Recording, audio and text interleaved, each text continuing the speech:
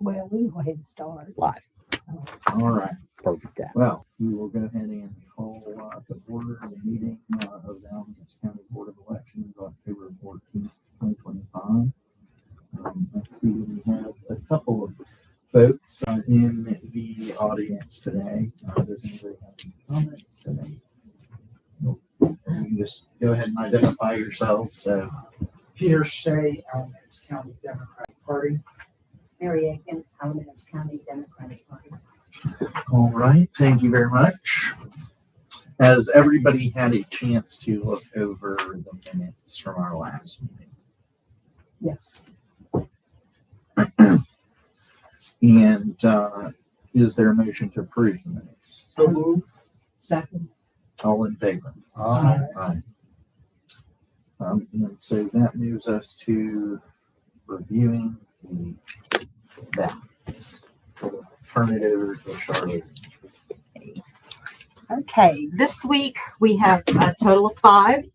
4 of them are going to be civilian, and 1 of them is going to be an overseas ballot. And per the resolution from the last time, you're going to do 10%. So we're just going to pull the 1 civilian, and then I'll go ahead and let you guys review the overseas ballot as well. Again, for the overseas, you're just making sure that they are signing the transmittal sheet and providing their photo ID. And for the civilian, you're making sure that the voter has signed in section 2 that they either have 2 witnesses with a name, address, and signature, and or an assistant or a notary on it. And then make sure that their photo ID is compliant in regards to the expiration date and name suitability. So, and what I'm going to do is give you this. You would do split it before. Yeah. Okay. So there's your civilian, and there's your overseas.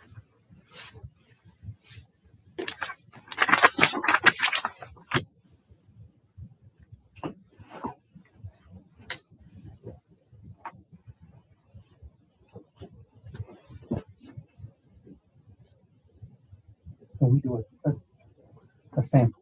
Correct. Each time. Correct. 10% Of the overall. of the overall. Of what came in that week or the overall we had. The week. What you guys will be approving at this meeting. What would the volume would be like? So a year from now, what would volume be like in the midterm? Midterm. Probably about, was it 20? It was about 2 per precinct last year in 2024. So, not that bad though. For Yeah, 2022. it won't be as bad in next year as it is in a presidential year. But it's still a lot heavier than in the municipal election. We can get you the stats. Oh, I was just curious. Oh, Off my yeah. head, Oh, yeah. Let's see. I think they We'll are. get to that, yeah. Let's see. In 22 civilian, now this is for the whole time.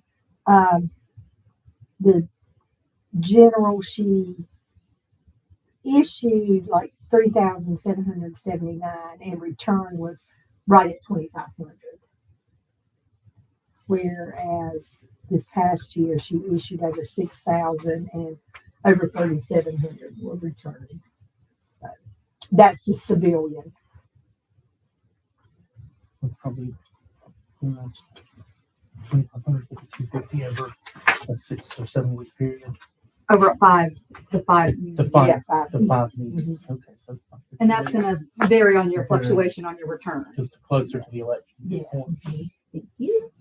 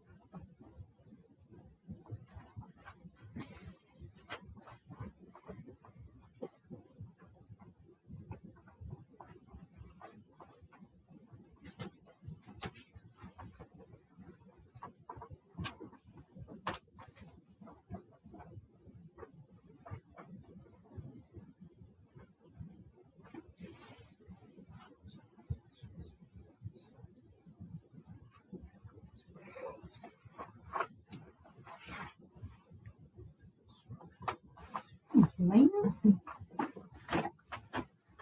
So your overall numbers for today, you had the 4 civilian, 1 military overseas. We had 0 pending cures sent out, 0 were spoiled. Overall, since October 3rd, when we were allowed to start mailing, civilian mail has been 95, military overseas is 124. Returned as of today, prior to the meeting, we're looking at 9 civilian and then the 2 military and overseas. No cure letters have been sent or received either. So I've noticed a huge decrease in the amount of ballots that I am sending out this year. So it's just not the same. Decrease over previous municipal election years. And let's see, in 23, she mailed out total for civilian 133, 50 were returned. Military, she mailed out 8, 0 returned. Overseas 33 and 2 were returned. So there were more overseas this time than people sent out. So, Right. And that's because when they do during presidential or any UACAVA, they have a box at the very bottom on that transmittal sheet Mhm. that says, I would like to extend. Oh, okay. So they'll automatically check it, and that gets them for the remainder of this year, all of this year, and all of the following year. So if they check it and we enter it into SEAMS, the system, it auto populates. Now, whether or not they vote that ballot Mhm. is up to them. So, but we tend to see that increase on an even number year, especially after a presidential election. Okay. Makes sense. And then these are just the printouts to let you know that you had 3 for O3N, 2 civilian, 1 overseas, 1 in 126 and 1 in 12W. And then there's the cover sheet for that if you approve and agree to approve all 5 ballots today.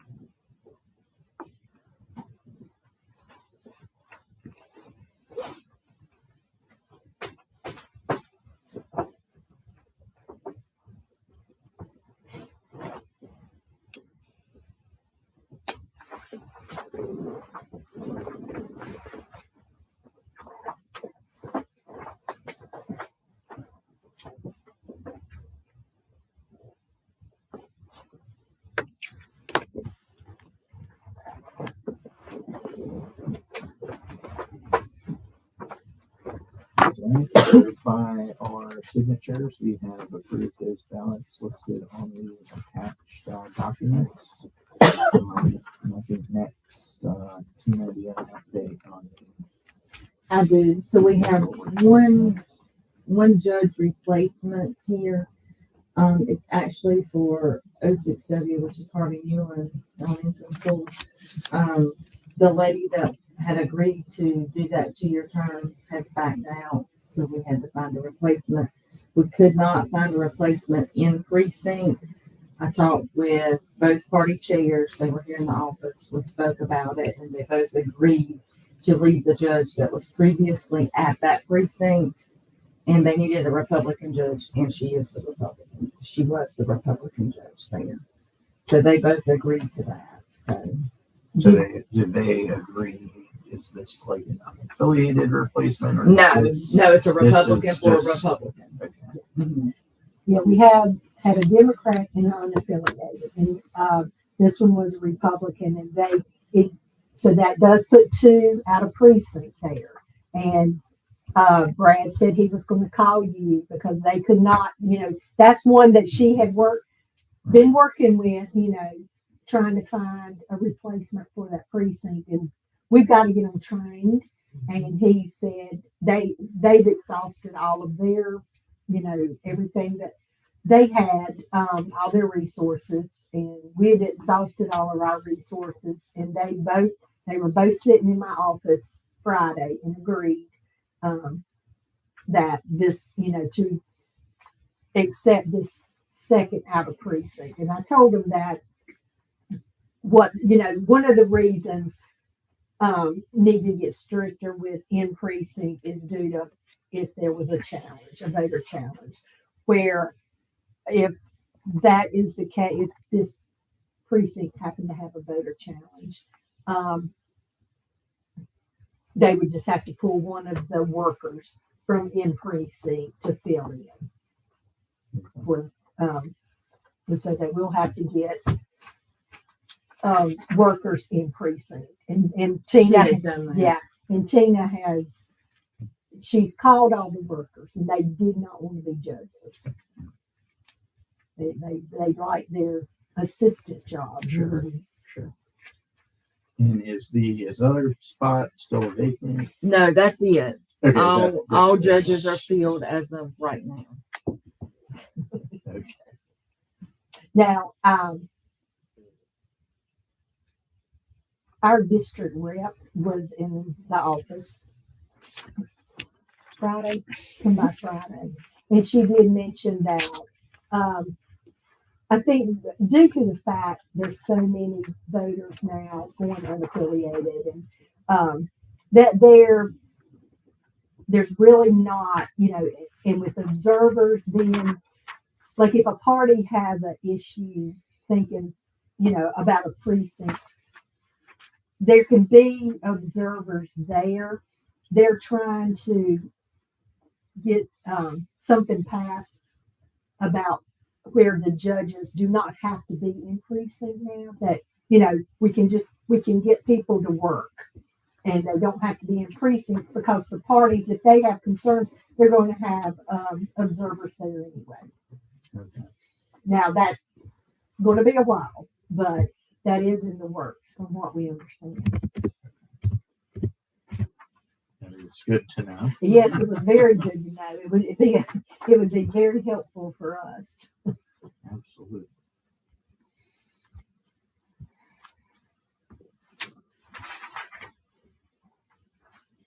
Now ask Brad why he never called me. We had a very good meeting. We, both parties. It was a very good meeting That was last Friday. this past. Yeah.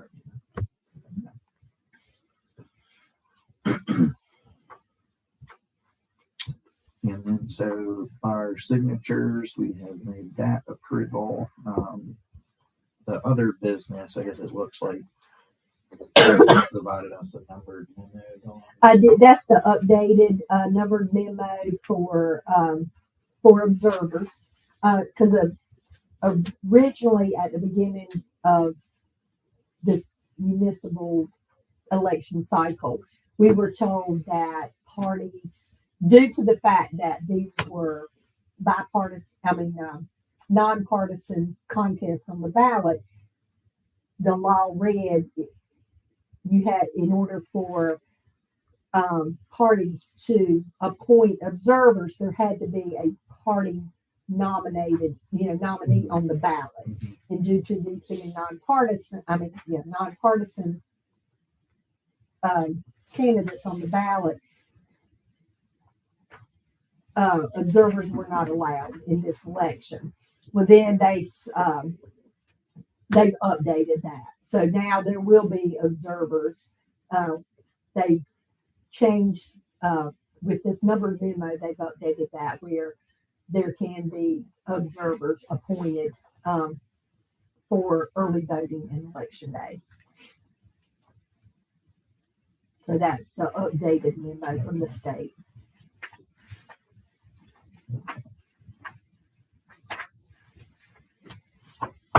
They really just And that's- updated it. Yeah, they just, and that's on the state board website. All numbered memos are on the state board website. And then I did again, per your email the other day, I just attached the email for the event being held at Williams High School Thursday night.